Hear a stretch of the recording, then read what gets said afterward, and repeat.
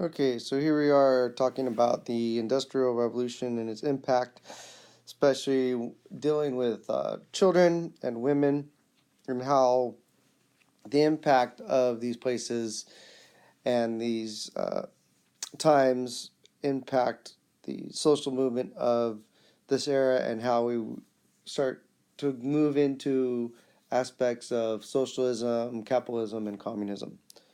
So here we go. As you guys know, factory work was hard, laborious, dangerous. As you can see from this picture, you've got a young man here, probably 12 years old or so, working in a cotton mill. And as you can see, he doesn't have any shoes on. And it was kind of mentioned in the video that you guys saw why he doesn't have any shoes on. But as you can see, it's dirty, it's dangerous, and it's not very pleasant. All right, here's another picture of factory workers. These are working on an assembly line. The great thing about working on an assembly line is that you don't have to have a lot of skills. You can pretty much do the job as long as somebody can train you. You don't have to know the person right next to you. In fact, the person right next to you may be a different person every single time you go to the assembly line. They may not even speak the same language, or know anything about you, or care to know anything about you. They're just there to do a job. And these men right here are putting hubcaps together for, I believe it's the Ford Motor Company. And so they're grabbing the screws from underneath the bench here and putting and assembling together. It's very laborious. It's very boring work. And like I said, it doesn't take a lot of skills to do it. And so these people didn't make a lot of money. So working conditions, as I already mentioned, factory work became less skilled. It became more dangerous and dirty. Working hours are 12 to 16-hour days. Factory workers were not paid very well, especially women and children were paid less than men. And owners required workers clock in and limited their breaks to increase production. So again, as I already mentioned, this is the time period where the clock becomes the evil thing in the room, because it pretty much dictates your life and when you can do things and when you can't do things. We've already mentioned this, and I already mentioned this a while back, but just to remind you guys of what people ate during this time period and how long they lived. Life expectancy for most industrial workers, not very long, 15 years or so. Primarily because of the diet that they had, as you guys, and we already mentioned, it's not very healthy diet, and because of the work, it's pretty dangerous as well. So they don't last very long, but that's okay from the owner's perspective, because there's always a fresh supply of people coming in and working because the population is increasing so much. Working hours, long, 14 hours, 6 days a week. Didn't give Mitch time or days off, and of course they don't make a lot of money, as I already mentioned. So here are some pictures of kind of life for the industrial working class person in the Industrial Revolution. They're working in very cramped conditions, very hot and dangerous over here. You have a whole bunch of women working in this particular factory, and in this particular scene you've got a lot of pollution going on that is going to obviously infect the environment.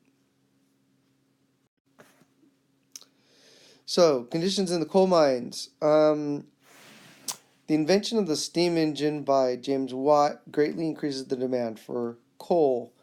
Coal production shoots up from 5 million tons in 1750 to 23 million tons by 1830. Men, women, and children were used in the mines.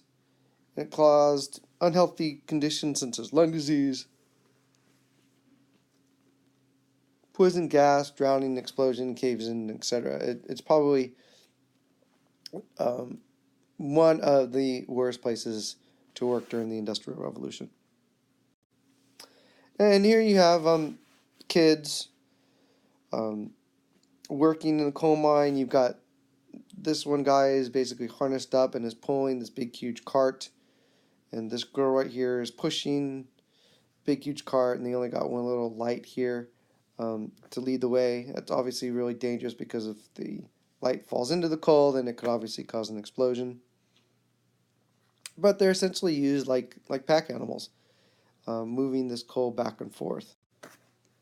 Here you've got some pictures of some young boys working in the coal mines. They're probably about 10 to 12 years old.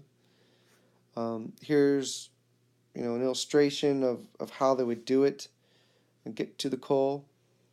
In England, coal is really not that far from the surface,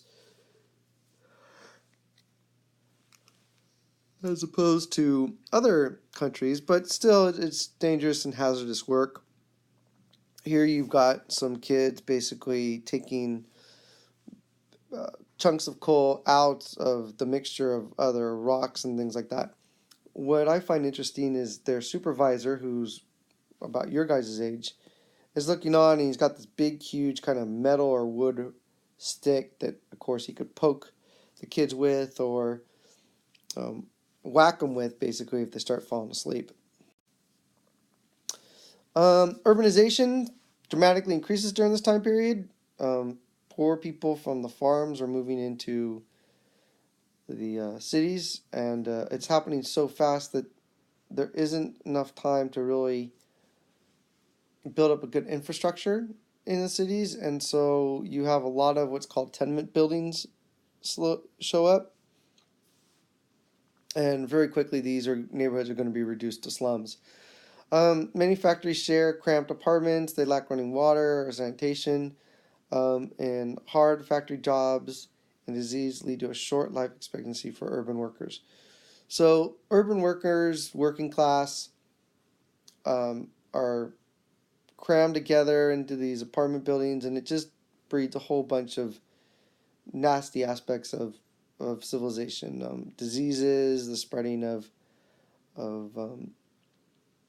viruses, the cramped quarters, violence occurs. I mean, you name it, you run the gamut of all the evils of society in these particular areas during this time period. So here you see the growth of cities: Manchester, Birmingham, Glasgow, or London on the left, and their rise in a short amount of time. And then you see how people kind of slept during this time period. You've got people around a stove here to keep warm, and as you can see, you've got 1, 2, 3, 4, 5, 6, 7, 8 people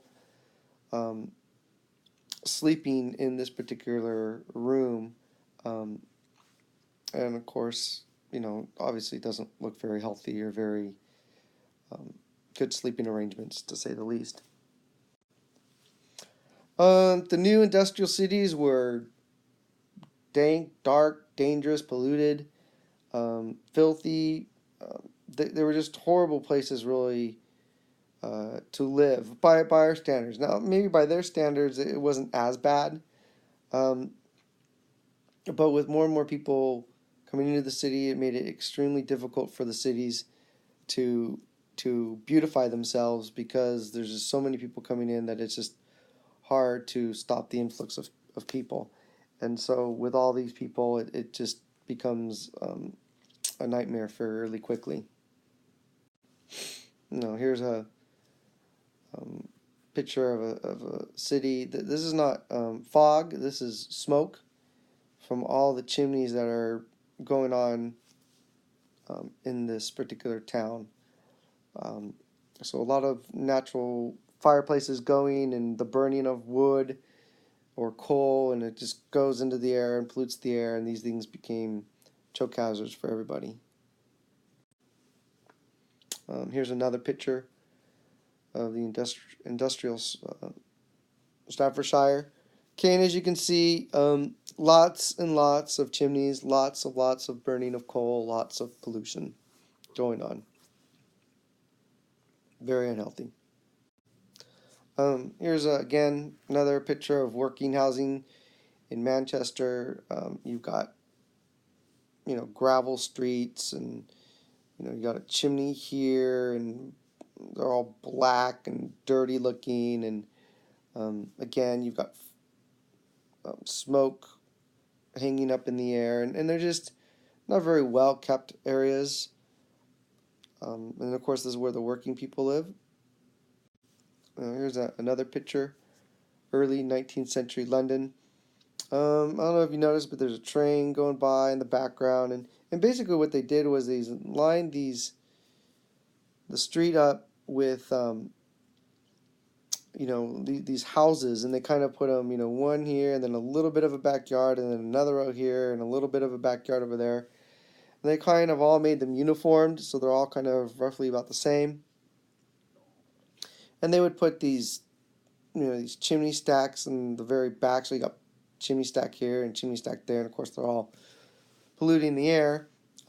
This might be a blacksmith shop or some sort of shop where people could work or do things, and you got laundry being hung out, but this laundry is being saturated with all this smoke and dust and grime, and so these clothes during this time period are probably not getting as clean as they should be. Here's the same type of housing still in existence. So, these houses that you just saw in the early 19th century are still used today. And here's a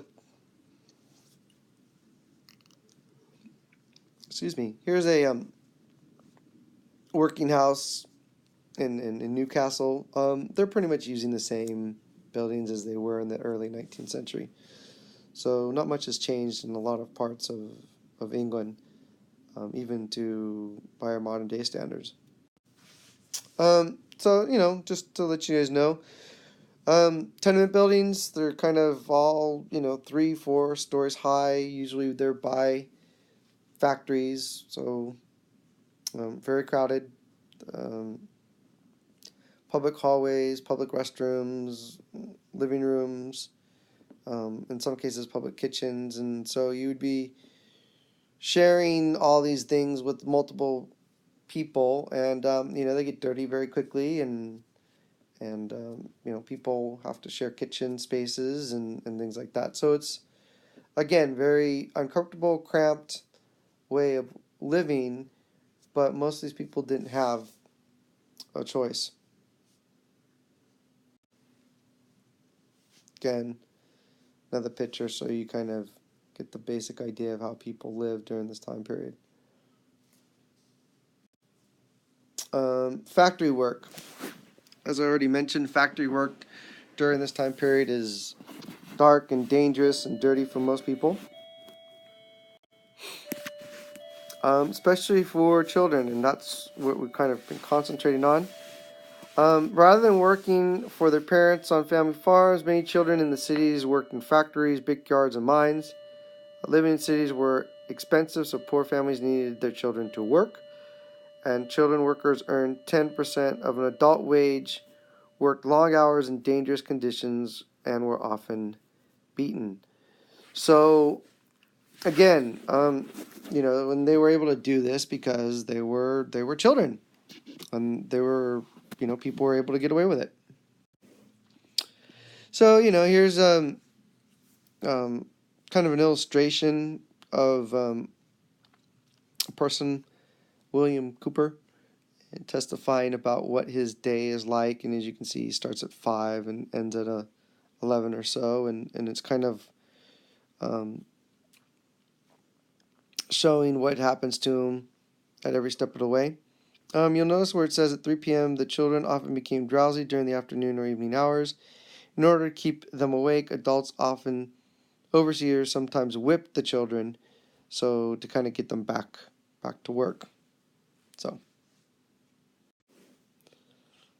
here's a picture of children working in, again, a cotton industry, and as you can see, they're not even tall enough really to work the machines. They're smaller than the machines themselves, so they actually got to stand on the machines in order to work the machines, and of course this could be obviously very dangerous.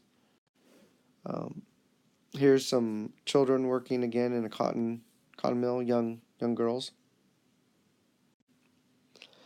But here's a variety of pictures of children working during this time period to, just illustrate the fact that, growing up during this time period for working class kids, and that's what most of the population is not fun. It's not pleasant.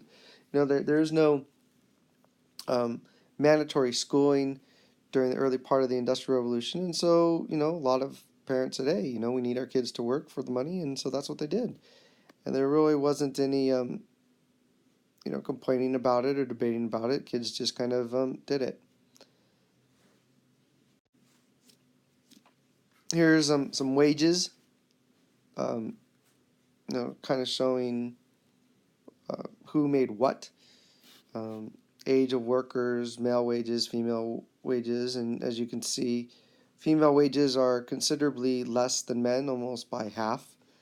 And the primary age that most of these people made money is between the years of 22 and 46. I think by 1947, or excuse me, 1947, I think by the age of 47 or 51, I think most employers didn't employ those type of people anymore. They were either dead or going to die, or they were too old to work efficiently, and so they basically kind of let them go and, had other people come in and do the work that could do it quicker or faster or what have you. Again, women, as you can see, women's wages were considerably lower, but a lot of women, they might have gotten out of the workforce by the age 22, 26 or so, and gotten married or whatnot. But again, a lot of working class women had to work, and so not only did they do comparable work to men, they got paid less, and then of course they had to go home and raise the children. So again, women, ladies of the class, you get kind of the short end of the stick once again during this time period. Here's a picture of women working in a cotton industry. Here's some more pictures of women working during this time period. And women did all sorts of jobs, everything from working in factories to working in coal mines to sewing to domestic work to, sewing. So, they worked in a lot of different fields during this time period. So, changing roles of women, rather than working with their husbands on family farms and taking care of the children, poor women in cities worked in factories. Some women worked as domestic servants. Factory jobs for women required long hours away from their children and could leave women crippled, sick, or deformed. And again, they made a half or 1/3 of man's salary. So you have a whole generation of women that are going to work and not taking care of the children, and so you basically got children raising other children during this time period, which is obviously not a good scenario to have as well. But that's what they needed to do to survive. So again, women working, I believe, making cloth. Okay, so what's going to change, or there's got to be some sort of change during this time period, because you have the overwhelming of the population is of the working class, and they're noticing big, huge differences between themselves and the middle class and the ultra rich. And so, like this illustration shows, eventually the working class is not going to take it anymore, and they're going to break out, somewhat to the surprise, I think, of the ultra rich and to a certain degree the middle class. But they have the numbers on their side. So what's going to happen? What's going to change? So during the Industrial Revolution, the social class system changed as ownership of land stopped being the most important factor. At the top were the industrial capitalists who gained wealth by owning companies. The middle class grew because of growth of engineers, managers, shopkeepers, and etc. And the bottom class grew because of the size of the urban poor who worked for low wages in factories. So again, it's kind of like a pyramid-like structure, with no longer is land the most important thing, but money's the most important thing. And you have a growing middle class, but for most part, you have a massive swelling of the bottom classes or the working class, and they're the ones that are eventually going to start demanding more and more rights. So here's a pretty stereotypical view of a factory owner. He's greedy and he's conniving, and he really doesn't care about um, the factory workers and so on. And this is like all stereotypes to a certain degree. It's probably true of some people. It's not true of others. There's plenty of examples of factory owners treating their employees horribly, and there's examples of the opposite. But by and large, most people saw the factory owners as kind of the person that's overwhelmingly greedy and is kind of out for themselves and doesn't really care about the poor man. Okay, so here you've got a couple of illustrations of people realizing that things may have to change, or what society is like. And as you can see, again, it's a pyramid of capitalist system, and at the very top, of course, is money, and then it says, we rule you, we fool you, we shoot at you, we eat for you, and then we feed all. And so you've got obviously the vast majority of the people at the very bottom, and then you've got the middle class, and then the soldiers that are basically protecting the middle class and protecting the lower classes, but if they have to, they'll shoot both of them. And then you've got a very stereotypical view of who the people at the very top. We fool you, so this person's obviously not very, thinks that the church is trying to keep down the other classes. And then who we rule you, that would be the government. And then of course at the very top is capitalism, or money. And so capitalism rules it all. On the right, you've got a pretty typical view of maybe London during this time period, or New York City. You got a mixed bag of people living in the cities. You got poor people, rich people, middle class people. They're all kind of scrambling around and doing what they have to survive in the world that the Industrial Revolution created. You got a picture here of a pretty typical middle class area of, if I had to guess, I'd probably say Philadelphia. You got maybe a factory to the left, but you got some pretty nice homes, pretty nice boulevards. You've got people strolling up and down, and so this is probably a pretty typical middle class neighborhood during this time period. Okay, so what's changing? Okay, what's going to cause this change? So, how did people respond to the changes and abuses of the Industrial Revolution? Well, some demanded reforms to fix problems caused by the Industrial Revolution. Okay, like unfair wages and poor working conditions and so on. In the mid 1800s, Britain and the United States passed child and women laws that kind of eventually is going to limit their hours and restrict what they could do. So there are reformers who want to regulate water, food, sewage, public education, working conditions, and so on. So a lot of people recognize that, hey, capitalism can work, but there are limits to certain aspects of it. And sometimes the government needs to come in and reform things, otherwise the masses are going to take over. But some people didn't think that went far enough. It went far enough. Other people started to join unions to demand better pay and fewer hours and safer working conditions. You have when union demands were not met, workers went on strike. So you have, for example, a textile industry that's making clothing. The workers start to band together, and they, form a committee or form a group of people, and they basically elect leaders, and they basically call themselves a union of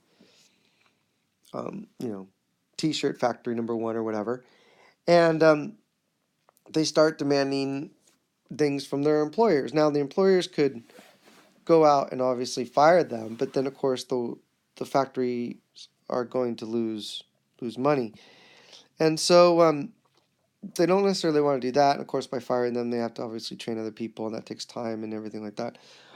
With big factories, this may or may not have worked, but the idea is that if you are forming a group of people like this in one factory, if you can get other factories to do the same thing, you can create a larger union and a larger power base to draw from. And so not only would you go on strike, but other factory owners would also see their employees go on strike. So you'd form this big, huge kind of collective bargaining in that respect. And so the owners would say, hey, I don't have anything to do with factory A over there, but their workers are going on strike, and now my workers are going on strike to support them. And so there's going to be some probably talking between factory owners that's saying, hey, maybe we should give our employees better working conditions and so on. So to reiterate, you've got basically three major economic systems kind of going on during this time period. You got capitalism. The father of capitalism is a guy by the name of Adam Smith. And he basically said that government should apply a laissez-faire principle and avoid heavy taxation or regulation of businesses. He said that businesses follow their own self-interest by competing for the consumer's money, and the consumer will drive how the market works. And so for a long time here in the United States, capitalism and around the world for most industrialized countries was like this, or they strongly believed in this, is that, Adam Smith's philosophy on capitalism was the best way to run an economic system.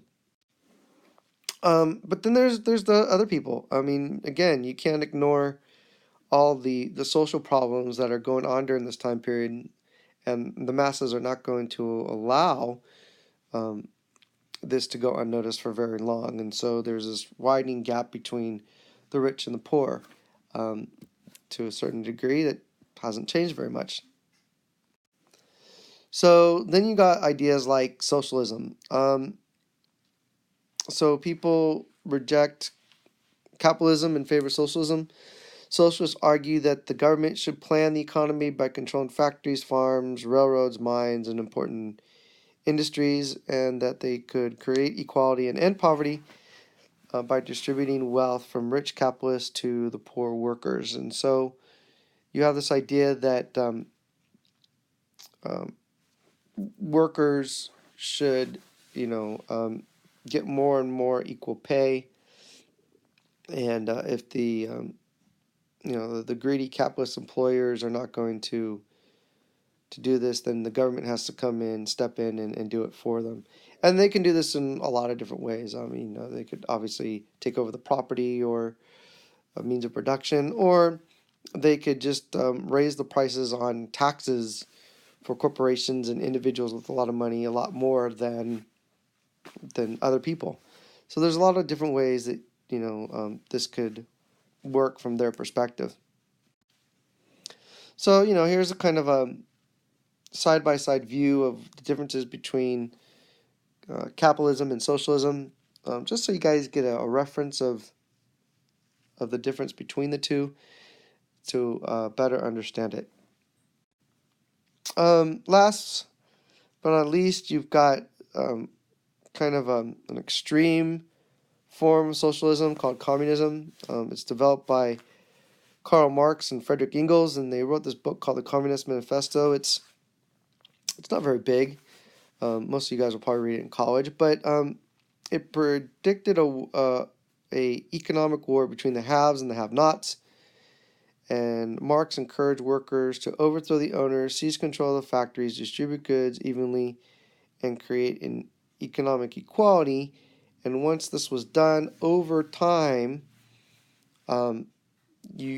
everything would be so equal that you wouldn't need a government anymore. And so um, he looked at history from an economic perspective as opposed to like a political or military perspective. And here's a fairly good chart that kind of shows economic systems, um, everything from more government control to less government control. And as you can see, capitalism and socialism are not quite in the middle, but they're closest to it. And then you have anarchy and communism on the far left and the far right of a society. And so by doing this or by saying this, workers started to get their employers to start to take notice. People started to realize that maybe the main economic system during this time period, capitalism, didn't work out in every situation, and they started to look for different ways of reforming capitalism. Some went to very small extremes like socialism. Others basically went to the far left and started looking at other ways, and they would call this communism. And basically, aspects of socialism and communism, for the most part, scared enough of the business owners and the rich to kind of swing back in a direction in which it allowed the workers to basically negotiate better wages and better working conditions with those people. So by promoting socialism and socialism and communism, workers were able to swing the pendulum back more in their favor during this time period. All right, I know this one was kind of long. Lots of things to talk about. Thank you very much for listening.